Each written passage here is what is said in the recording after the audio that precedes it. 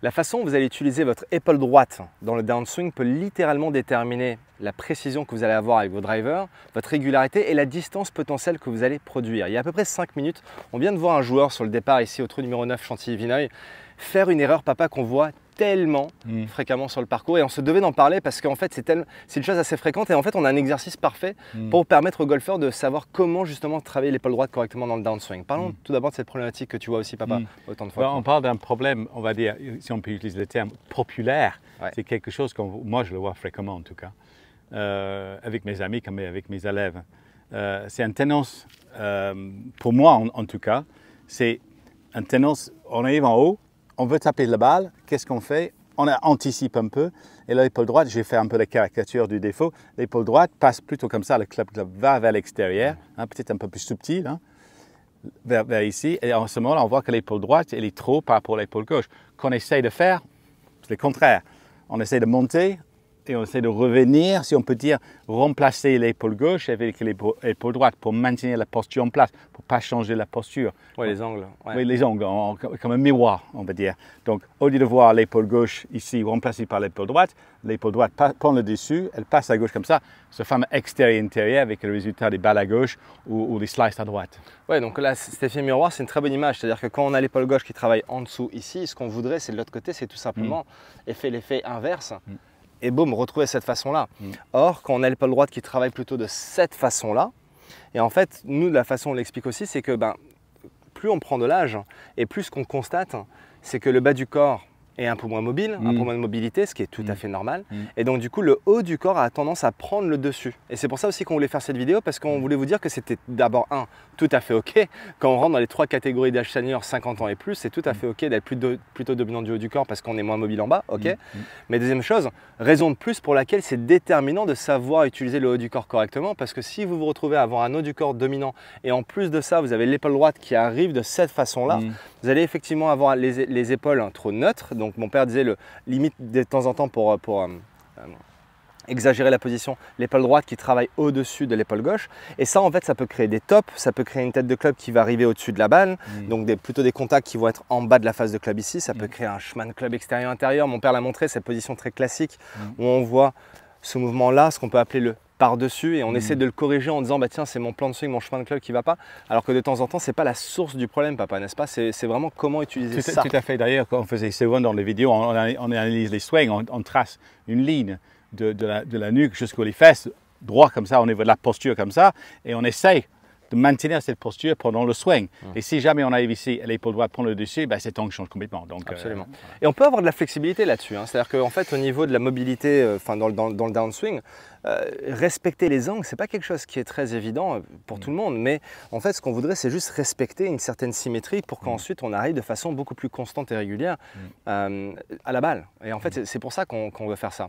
Maintenant, papa, un exercice qu'on voudrait vous conseiller, donc vous pouvez le faire de la maison. Si aujourd'hui vous êtes un joueur senior, sachez qu'avec mon papa, on a développé un système de swing, une méthode de coaching qui répond réellement aux problématiques que vous seul connaissez en tant que joueur senior, en prenant en compte les 3 différents types de catégories seniors qui existent, parce que dépendant de votre catégorie, votre swing et vos sensations vont être très différentes. Et donc du coup, ce qu'on voulait faire, c'est de vous inviter à découvrir ce que nous considérons être les 3 piliers indispensables pour jouer votre meilleur golf, peu importe votre âge. Pour découvrir ces 3 piliers, vous avez juste besoin de cliquer sur le lien qui se trouve juste en dessous de cette vidéo et on vous dit tout. Un exercice qu'on voudrait vous conseiller, donc vous pouvez le faire de la maison. Tout simplement un capuchon que vous allez venir placer à 3 têtes de club en arrière par rapport à vos pieds. Donc si tu prends juste pour montrer l'exercice, la raison pour laquelle je l'adore, c'est parce qu'on peut créer des bonnes sensations depuis la maison. On n'a pas besoin d'aller taper des balles tout le temps en practice pour créer des nouvelles sensations dans un swing.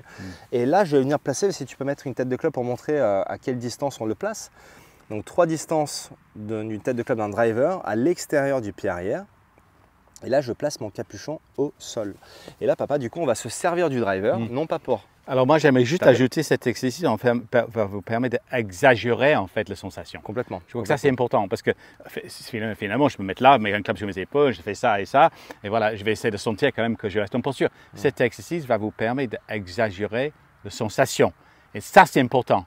Parce que pour aller au 10, il faut arriver pour arriver au 5, il faut souvent penser que d'aller au 10. Ouais, ce que tu veux dire, c'est que pour bouger de ça dans un swing de golf, il faut ressentir ça.